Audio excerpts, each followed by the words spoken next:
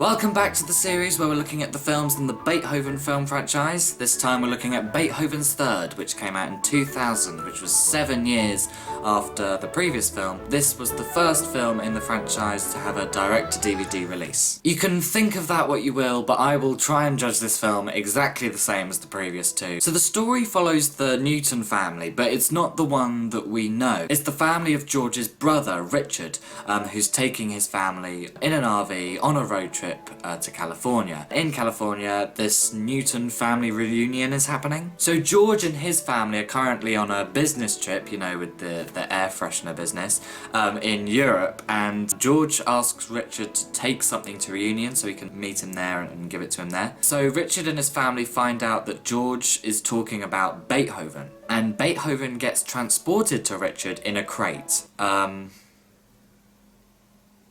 Yeah. Also, Richard has rented out this copy of The Shakiest Gun in the West, which is a real film, by the way, for them to watch when they're there and stuff. But he doesn't know that that specific copy has stolen computer codes on it, which these two computer geek villains, Tommy and William, are after. So that's Beethoven's Third. Firstly, are dogs allowed to be transported in crates? I'm sure they're not. You can't do that. Right? You can't do that. Also, where are the kids? Are they with George? Supposedly they're with George. I mean, it's a whole why would a whole family go on a business trip?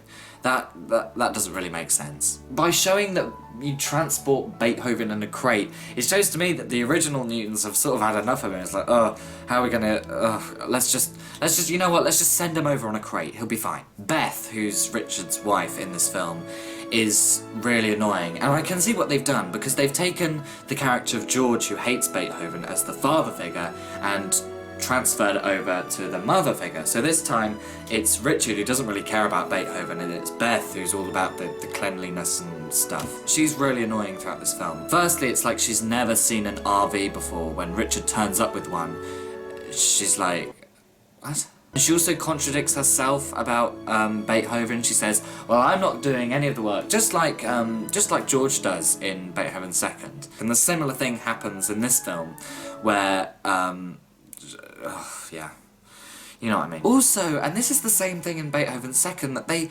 sped up some of the stunts or the action sequences, and it just feels so stupid. It's funny, but unintentionally funny. Or maybe that's the funny they're going for.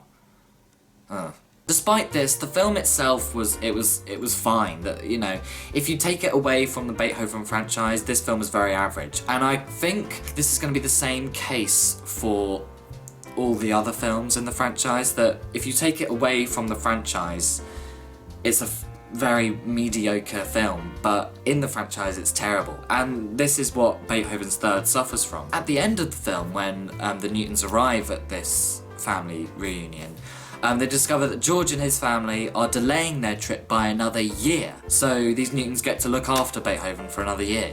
And it just leaves you thinking, well, just skip that. I want to say, of course there's going to be a Beethoven's Fourth. How does this end? Because it's not like a happily ever after thing. It's not like, oh, the Newtons died, you get to keep Beethoven forever. It's, the Newtons have delayed their trip by a year. So they're coming back in a year. They are coming back. They're coming back and they're getting Beethoven. So as the audience, we want to know what's going to happen after this year. The music is by Philip Griffin, and the soundtrack was very generic, and Beethoven's theme only coming in for his entrance and maybe once or twice after. On Rotten Tomatoes, the film got 0% for all critics, and the tomatometer is not available for top critics, and the audience score is 24%. This is the worst score I've ever seen on a film. As this film was a straight-to-DVD release, I have no information on the budget or how well it did financially, but I can only assume that it must have done fairly well, as Beethoven's Fourth was released just 1 year later. So thank you for watching this video. Have you seen Beethoven's Third? If you have, please tell me in the comments, tell me what you thought of it. Next time we're going to be looking at Beethoven's Fourth. It's the same cast as far as I'm aware. I don't know, but I wonder how they'll deal with this